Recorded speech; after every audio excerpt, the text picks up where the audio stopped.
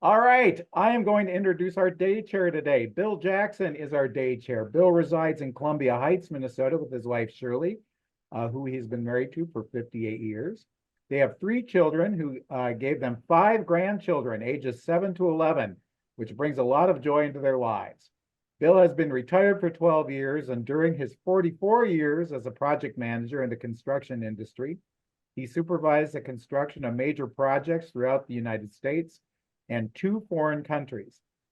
Bill has been a member of the Minneapolis City of Lakes Rotary Club, the greatest Rotary Club in the world, for over 5 years. And during that time, he's been active on international service and youth exchange committees.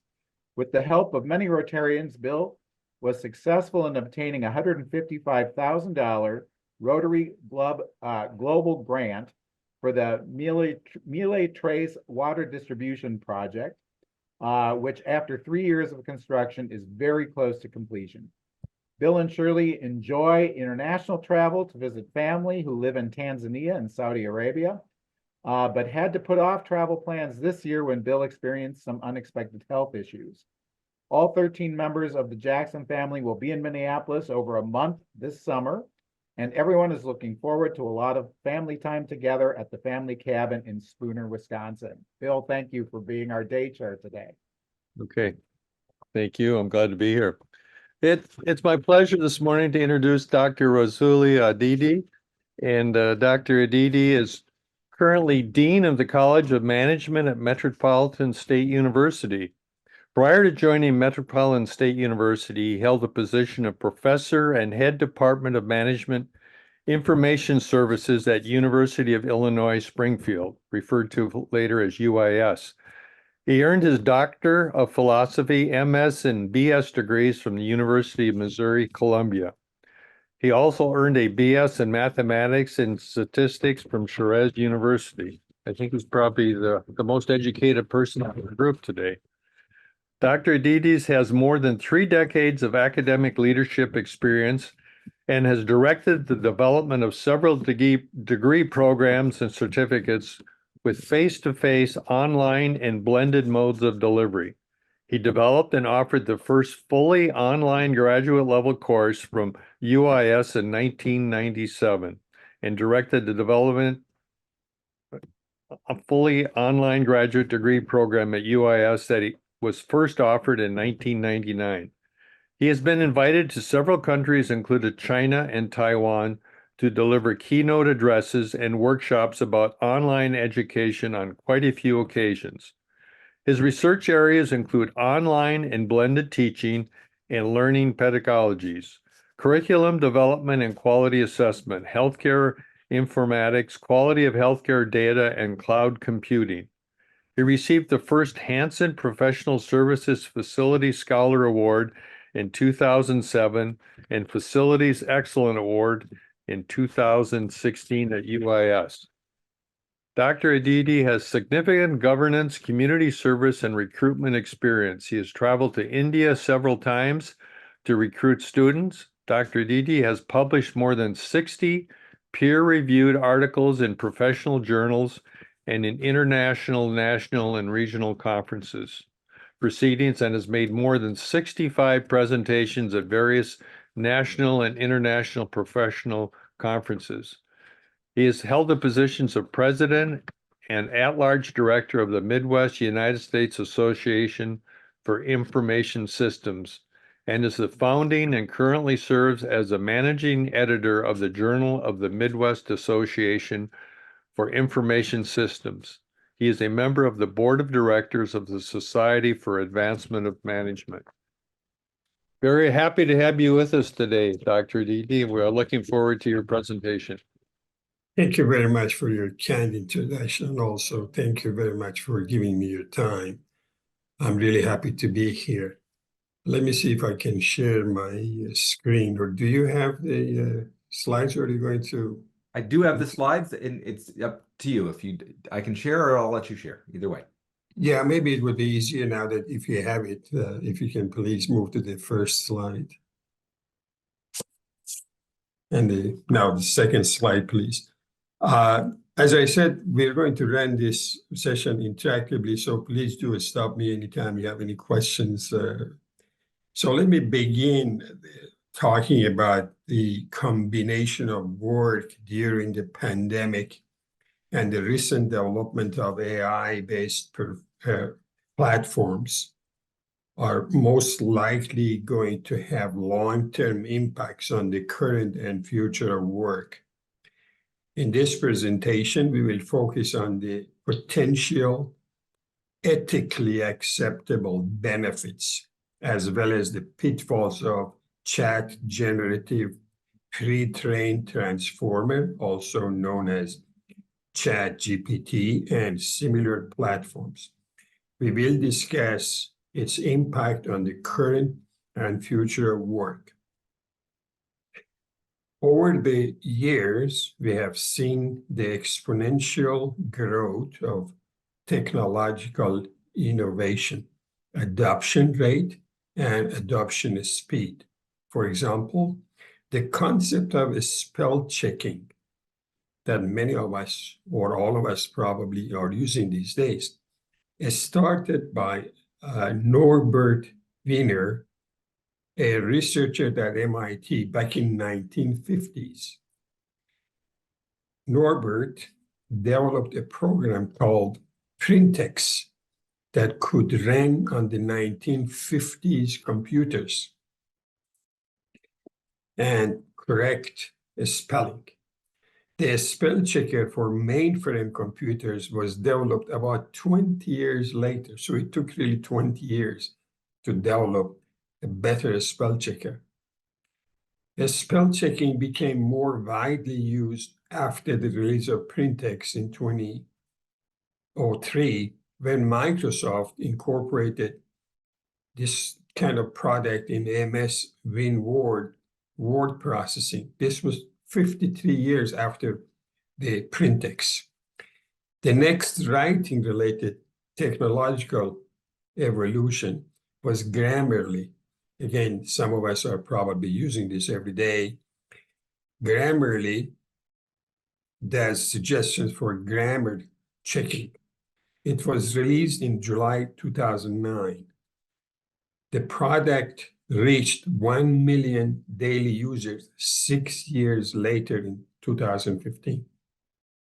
Now, fast forward, with the availability of platforms such as GPT, ChatGPT, same thing, or Copilot, and others, we can generate almost perfect essays. So look, going from a spell checker to grammar checking, now to full text development, many other activities, as we point out, with ChatGPT. So the evolution and adoption has been astonishing.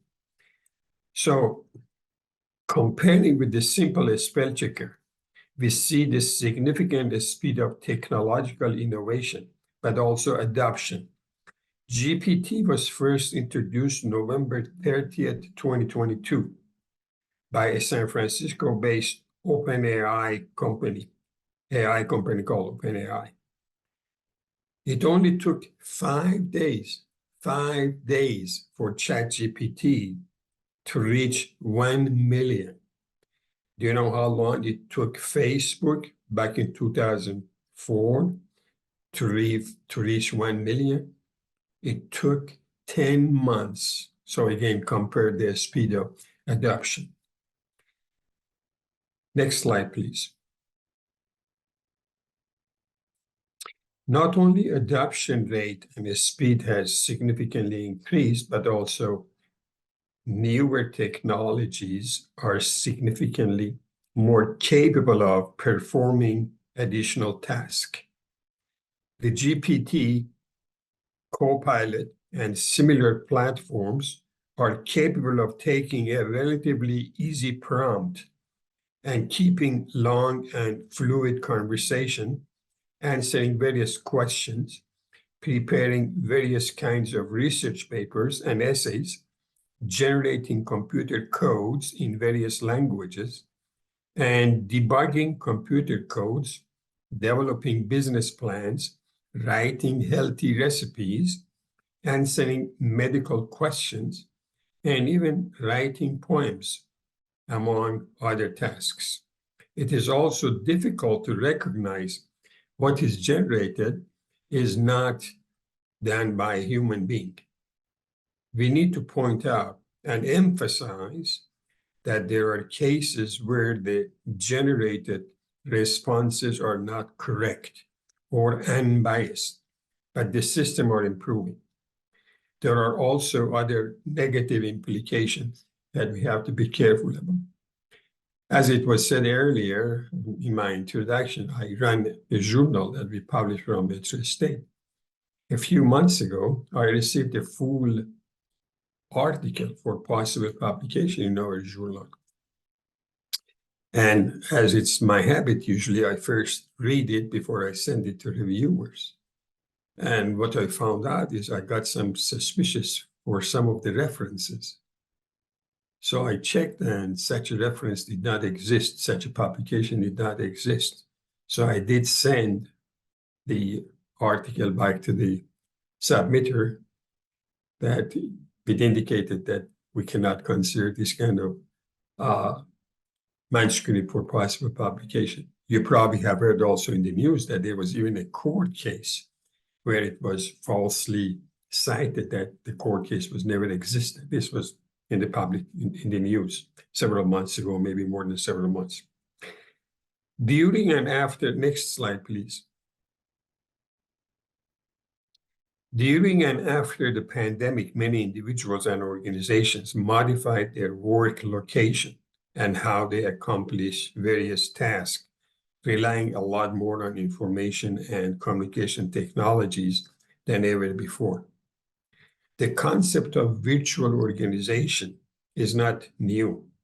It was first introduced by two management information system researchers, Burkhardt and Oren, in 2006.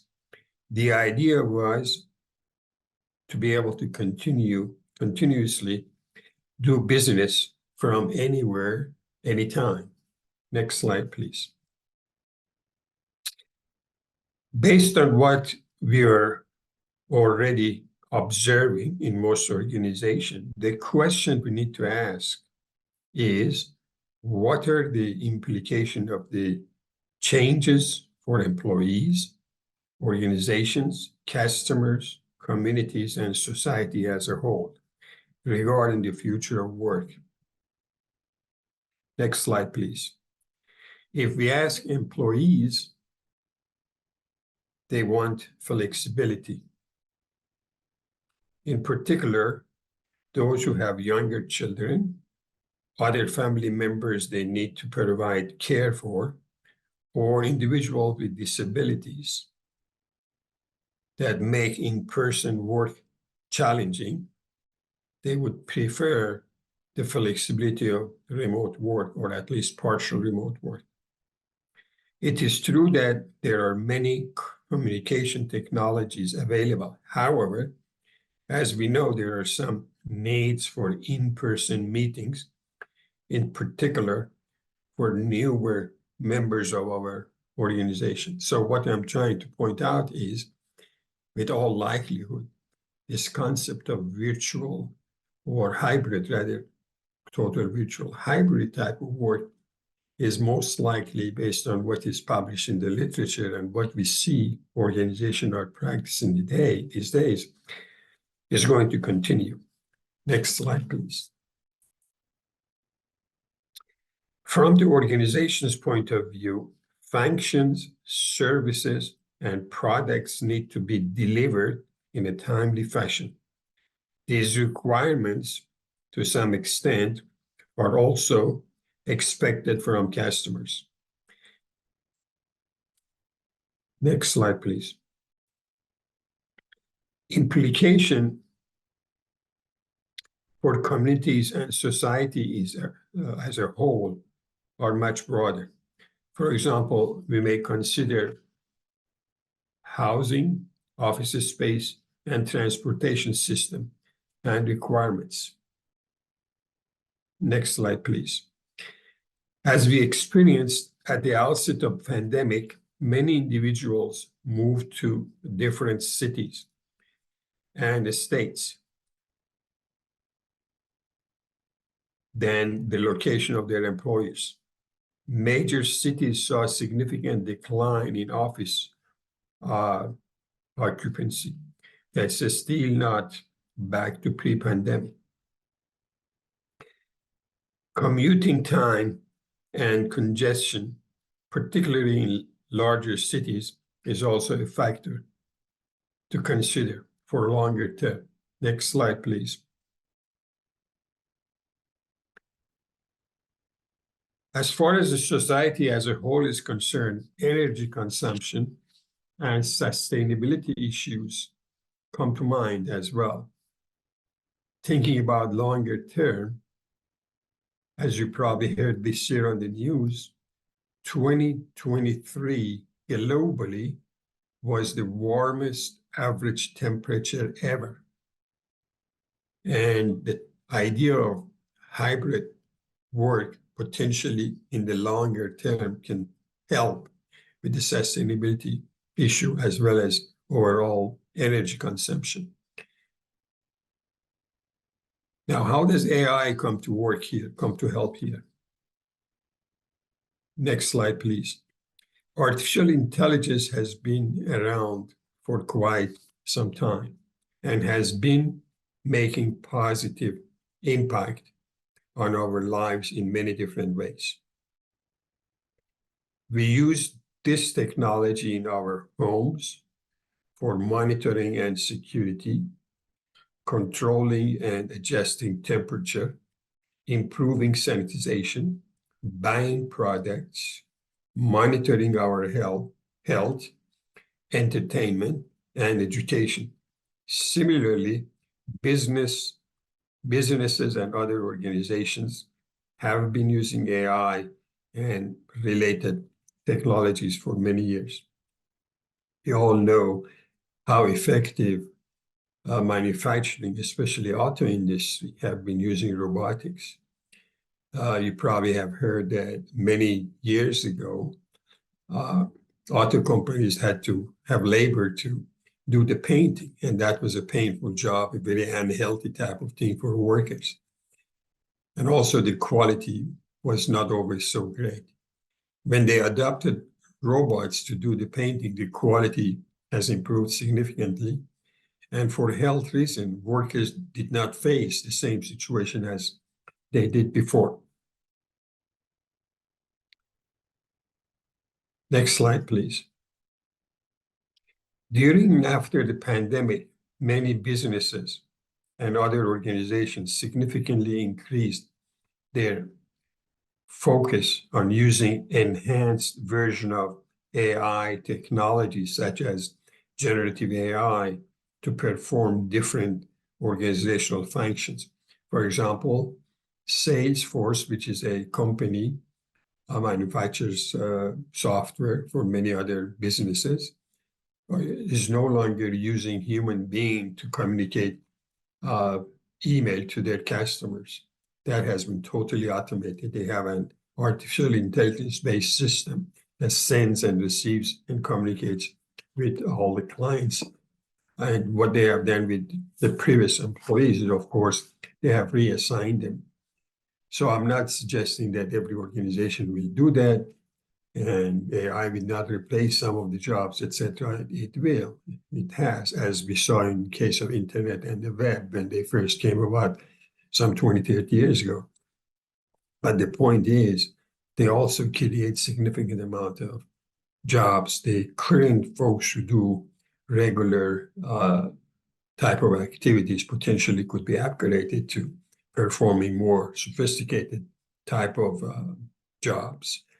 If you look at mechanics, for example, 30, 40 years ago, they did not need to deal with chips on automobiles. Now, majority of cars use a lot of computer chips in them. So the mechanics needed to go back and get training in those areas. And as a result, they needed, of course, they deserve better pay in terms of salaries, etc. So what I'm saying is that technology will help not only companies, but also individuals to potentially retrain themselves and be able to do more sophisticated type of jobs. Now, some researchers, for example, Balarkshina estimated that in 2020, more than 50% of businesses were implementing some kind of generative AI technologies. The adoption rate has been growing exponentially. It is apparent that GAI will have transformative impact on how work gets done in all kind of organization. Next slide, please.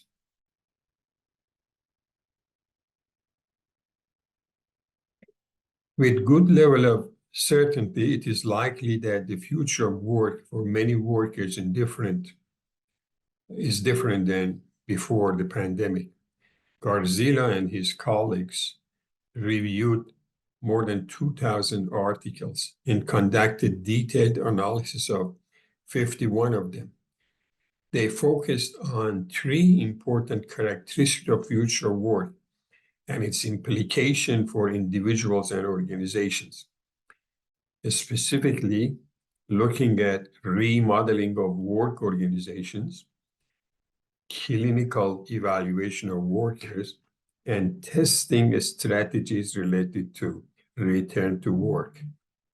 For the first characteristic, their literature review indicates that different organizations have developed alternative models for return to work based on the risk level of employees at work. They suggest adopting flexible work modalities.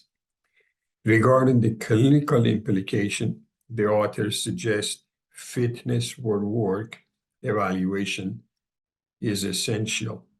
For the testing strategies, the authors suggest various ways of health surveillance to be implemented.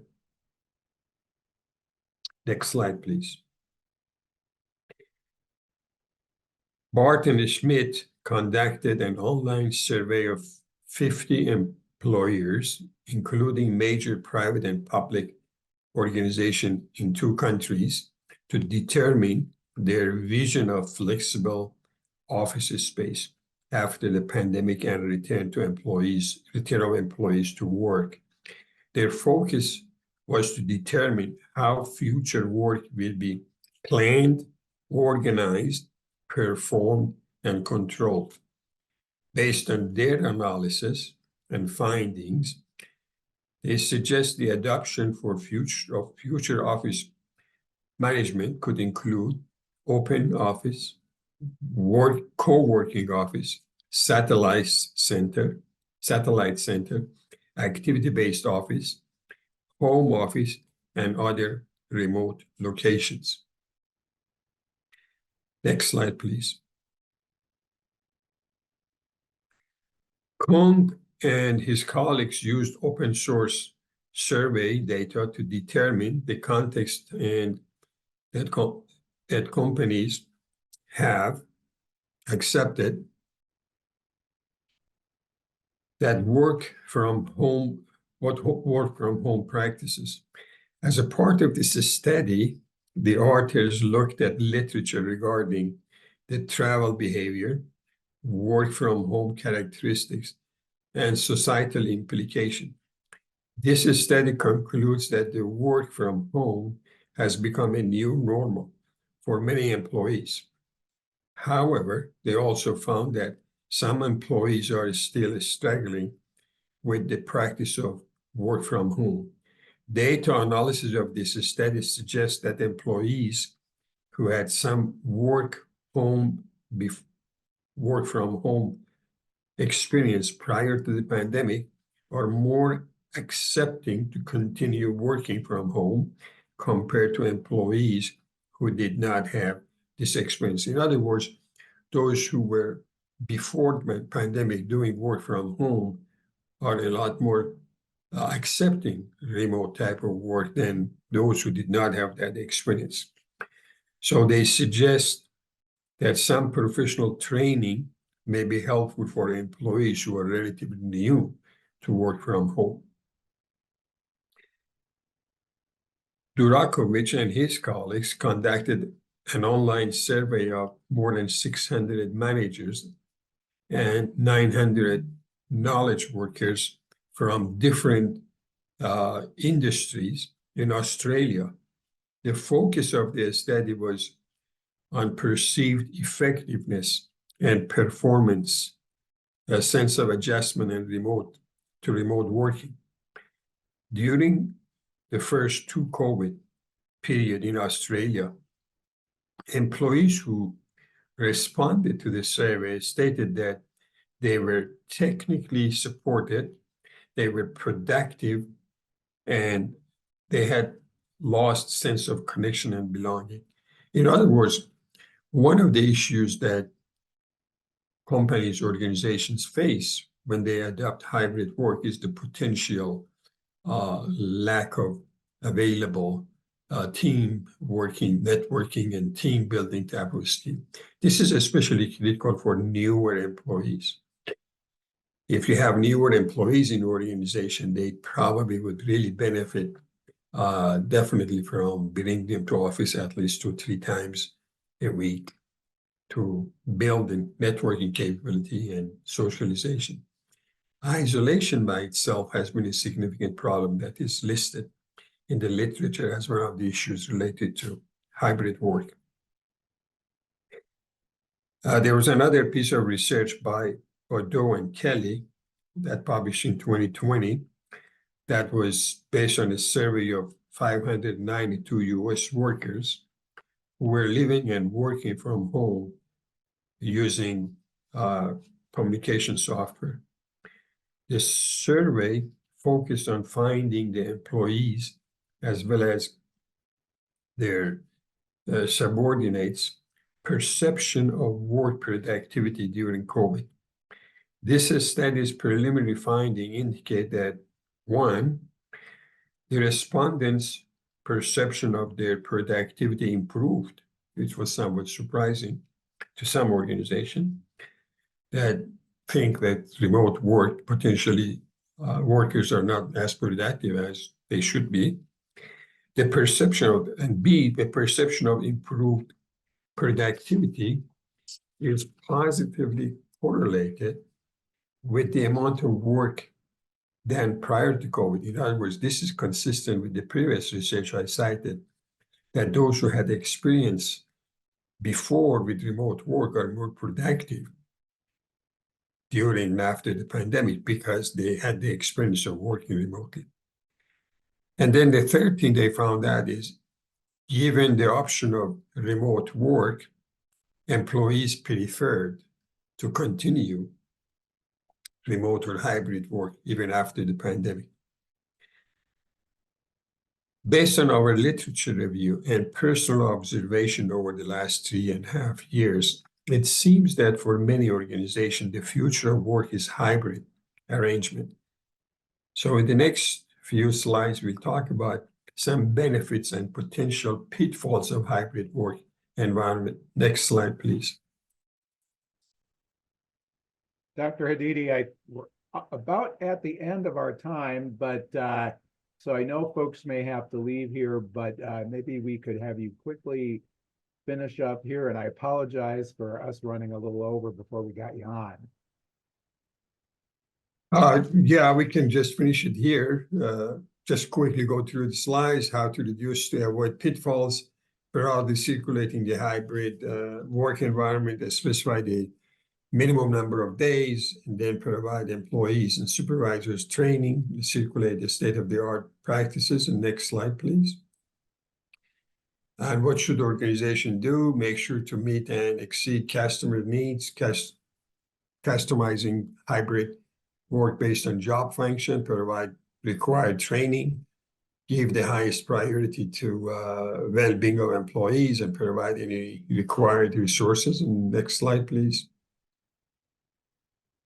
Is a list of references. I know it's sorry that we went over time. Be glad to answer any questions you may have, if there is time. I think we may have to end without questions, sadly, because I'm sure there are a whole bunch of questions out there.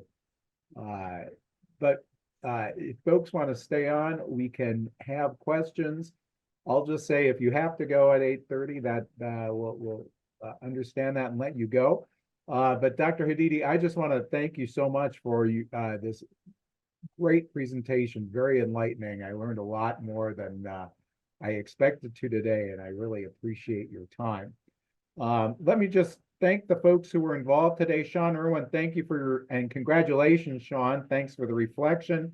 Also, Bill Jackson, thank you for being our day chair. Kurt Nelson, thank you for doing Happy Bucks. And Brock, as always, thank you for being a tremendous Zoom master. Next week, we're back at the Women's Club, and we will hear from Hennepin County Sheriff DeWanna Witt. So you want to make sure you're there at the Women's Club next week on March 20th. Folks, go out and have a great Rotary week.